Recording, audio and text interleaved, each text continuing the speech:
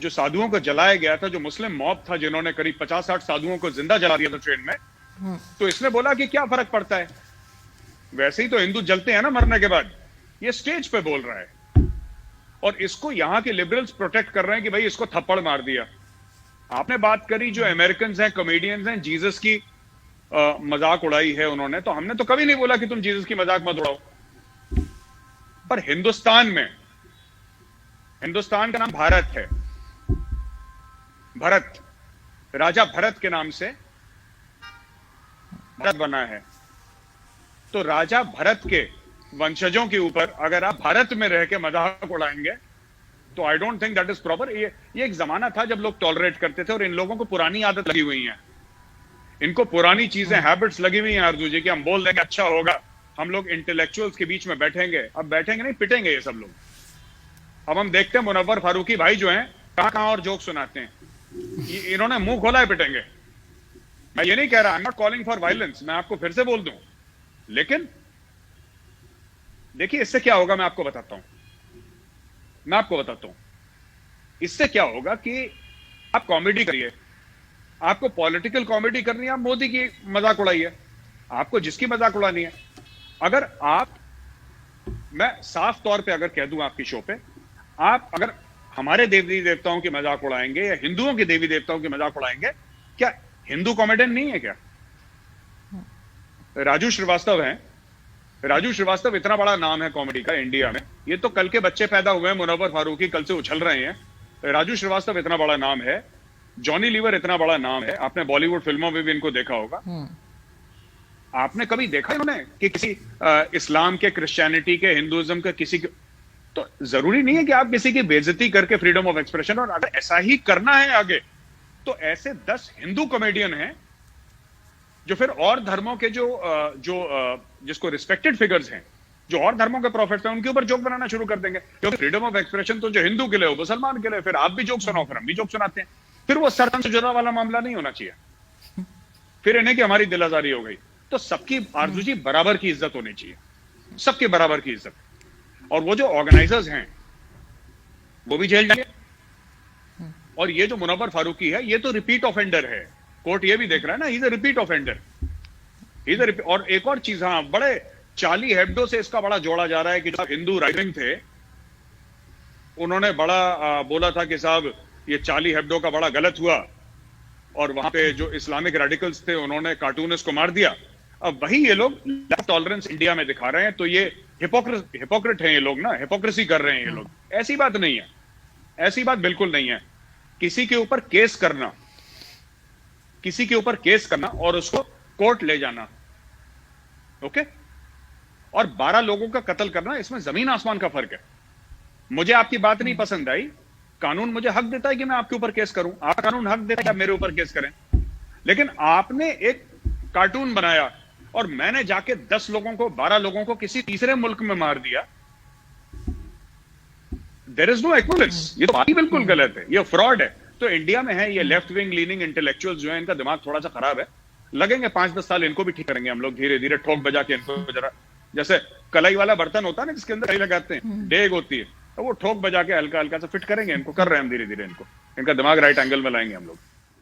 अर्जुन जी मैं आपको बताता हूँ, एक तो शोएब अख्तर ने गलत चीज करी, ठीक है, इंडिया में आया, बहुत पैसा मिला, बहुत इज्जत मिली, अब उसको कश्मीर और गजवाए हिंद याद आ गया। अब देखिए छोटी सी बात मैं आपको बताता हूँ, एक मौलाना साहब है इंडिया के, उन्होंने बोला कि नहीं इसको इंटरप्रेट गलत करा गया है, कुरान शरीफ में इस तरीके से नहीं लगा था, इसका जो तर्जुमा करा गया है, इसका ट्रांसलेशन करा गया है, या फिर इसका इंटरप्रिटेशन करा गया है, वो गलत है। देखिए आप इंटरप्रिटेशन कैसे भी करें, इससे कोई फर्क नहीं पड़ता,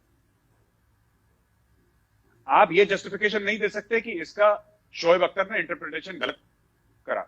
अगर लाखों करोड़ों लोग मुस्लिम्स अगर ये मानते हैं कि गजवाए हिंद होगा और होना चाहिए, राइट, होगा और होना चाहिए, तो ये सच है, फिर कुरान शरीफ में कुछ भी लिखा हो उसकी कोई वैल्यू नहीं है।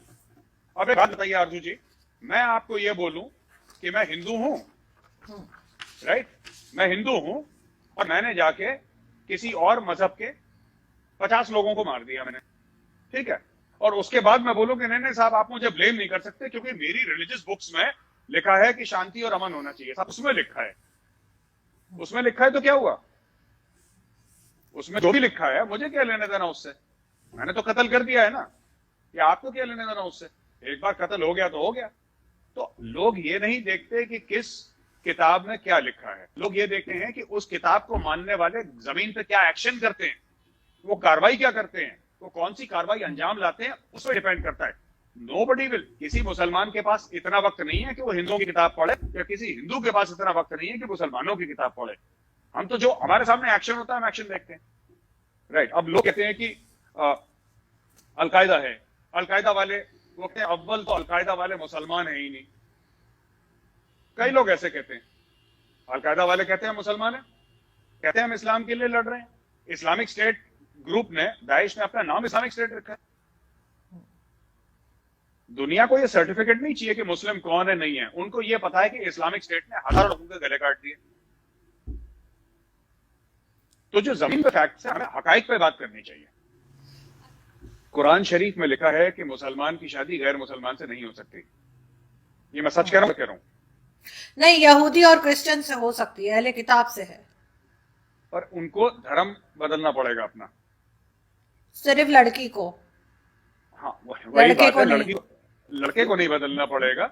यानी कि अगर कोई मुसलमान है तो उसको, वो अगर मुस्लिम लड़की से शादी कर, वो अगर यहूदी लड़की से, जैसे इमरान खान साहब ने जमीमा गोल्डस्मिथ से शादी करी, तो वो पहले इस्लाम में कन्वर्ट हुई तब न जाके इमरान खान के साथ शादी हुई जी।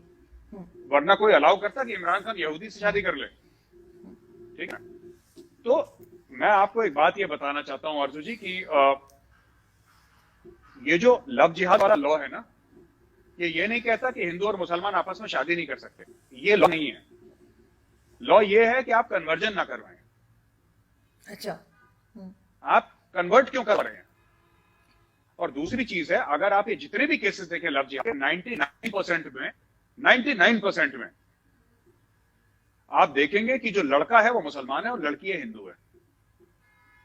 यही आप पाकिस्तान में देखिए, जितनी भी लड़कियों के कन्वर्जन हो रहे हैं, जितने भी पाकिस्तान में, तो 100% आप देखेंगे कि लड़की या तो हिंदू है या सिख है या ईसाई है और लड़के मुसलमान है। ऐसे बहुत कम केसेस हुए हैं। मैं पास्ट 5 साल की बात कर रहा हूं, पहले की नहीं। जो अच्छे खासे खानदानों में, परिवारों में शादी होती है, पढ़े लिखे, मैं उनकी बात नहीं कर रहा हूं जो एक्सेप्शंस हैं। मैं कह रहा हूं जनरली, जैसे मिट्टू मियां हैं आपके बहुत, वो भी पूरी जनरली है वहां पे। तो मिट्टू मियां साहब जो करवाते हैं वो क्या करवाते हैं? ये तो करवाते हैं वो, that is what they do. मेरा ये कहने का मतलब है आपसे कि लव जिहाद का लॉ ये नहीं कहता कि मुसलमान और हिंदू की शादी नहीं हो सकती। वो ये कहता है कि आपको इसका मजहब क्यों बदलना है, आपको शादी नहीं करिए, मजहब क्यों बदलना है। लेकिन फिर लोग बोलते नहीं, क्योंकि ज्यादातर लोगों का एम कन्वर्जन है।